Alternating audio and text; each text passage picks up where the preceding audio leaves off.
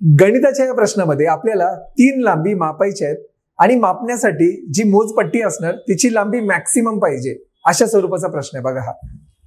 4 metre 90 centimetre, 3 metre 85 centimetre आणि 12 metre 95 centimetre लांबी मोजण्यासाठी सर्वात मोठी लांबी शोधा. जेव्हा कधी पण असा प्रश्न येणार सर्वात मोठी लांबी शोधा, बघा ना मोठ्यात मोठी म्हणजे काय आपल्याला काढायचं आहे HCF म्हणजेच मसावी. आता मसावी कुणाचा काढायचा आहे?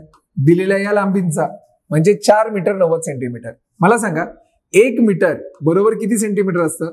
तर 100 सेंटीमीटर. मग 4 मीटर म्हणजे 400 सेंटीमीटर अधिक 90 सेंटीमीटर याचा अर्थ 490 सेंटीमीटर. 3 मीटर 85 सेंटीमीटर याचा अर्थ 385 सेंटीमीटर आणि 12 मीटर 95 सेंटीमीटर याचा अर्थ 1295 सेंटीमीटर. आता या तिन्ही लांबी आपल्याला मोजायच्या आहेत. आपण पूर्ण करत बसतो मसावीची प्रोसिजर, करायची गरज नाही. ऑप्शन बघा ना. ऑप्शन पहिला आहे 20. मला सांगा 20 ने या तिघांना भाग जाईल का?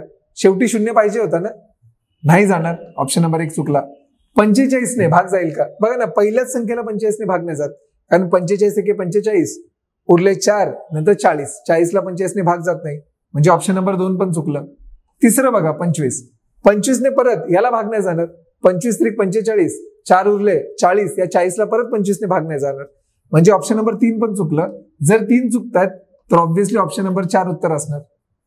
म्हणजे लक्षात घ्या ऑप्शनने पण लगेच उत्तरापर्यंत पोहोचता येतं, पण आपण उगाचच सगळं सोडवत बसतो कारण ह्याला वेळ लागला असता सोडवायला. आणि कसं सोडवायचं याचा व्हिडिओ आपल्या युट्यूब चॅनलवर खूप छान प्रकारे मी समजून सांगितलेला आहे. तर नक्की पहा आणि हा व्हिडिओ जर आवडला असेल तर नक्की लाईक करा.